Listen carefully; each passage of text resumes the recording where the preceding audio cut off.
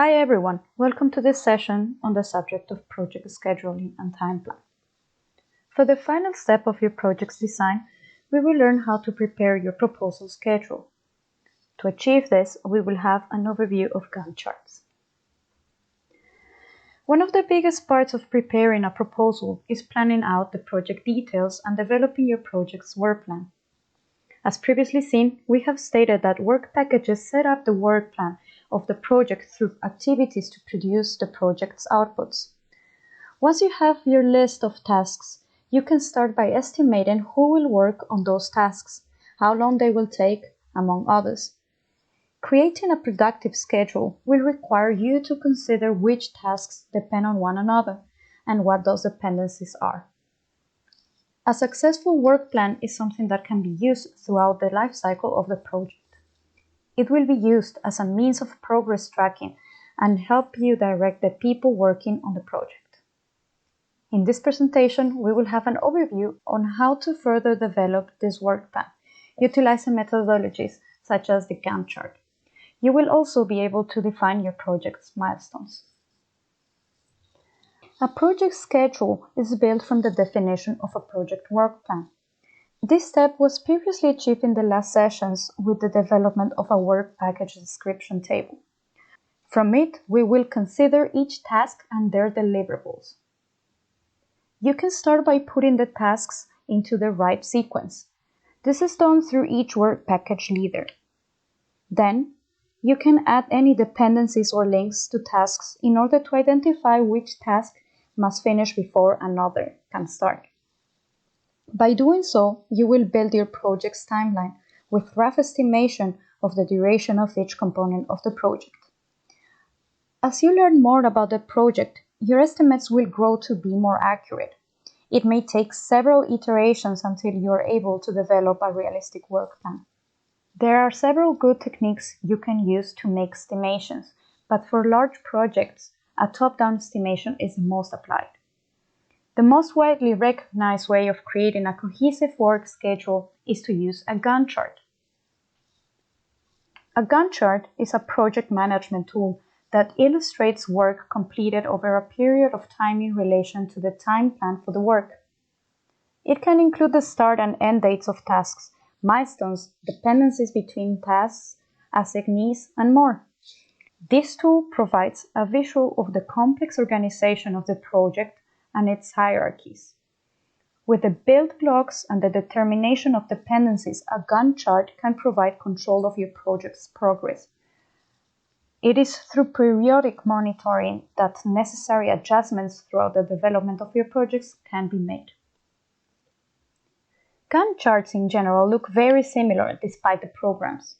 For example, you can utilize Excel templates, Microsoft Project, or open softwares such as Project Libre. The first example is how a Gantt chart is seen in Excel. You can apply a given template and edit it according to your project's need. It is the most accessible option and the most common in proposals. This next sample is from MS Project. The difference is that we can define dependencies within your project. For example, one task can only start at the end of the other, and so on. For monitoring purposes, MS Project can be very useful.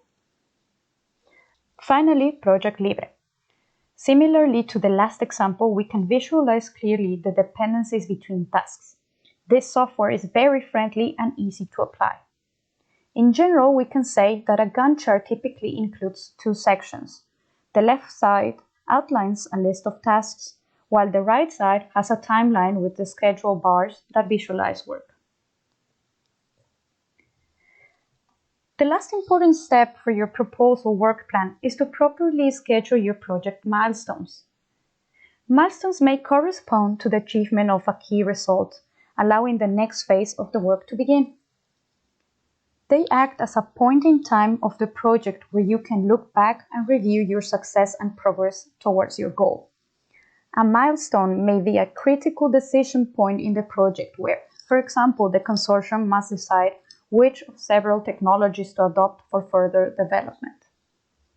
The achievement of a milestone should have measurable means of verification. The best way to do this is to use the SMART approach. Milestones are often planned and combined with a progress and financial report, and/or with a review meeting with all the stakeholders. Milestones help highlight the progress you have made in between the project start and finish. They also help agencies to review what has happened during the project. Means of verifications show how you will confirm that the milestones have been attained. They refer to indicators. To do so, refer to indicators if appropriate. For example, a laboratory prototype that is up and running, software released and validated by a user group, or field survey complete and data quality validated, among other examples. A critical risk is a plausible event or issue that could have a high adverse impact on the ability of the project to achieve its objectives. The level of likelihood to occur is the estimated probability that the risk will materialize even after taking account the mitigation measures put in place. Level of severity relates to the seriousness of the risk and the significance of its effects. Within your groups, you will first put your work packages and your tasks in chronological order. You will need to identify your dependencies, particularly if you plan to work in MS Project or Project Libre. In Excel, these dependencies are not made obvious, as in the previous examples. Finally, you will have prepared your project schedule. Thank you.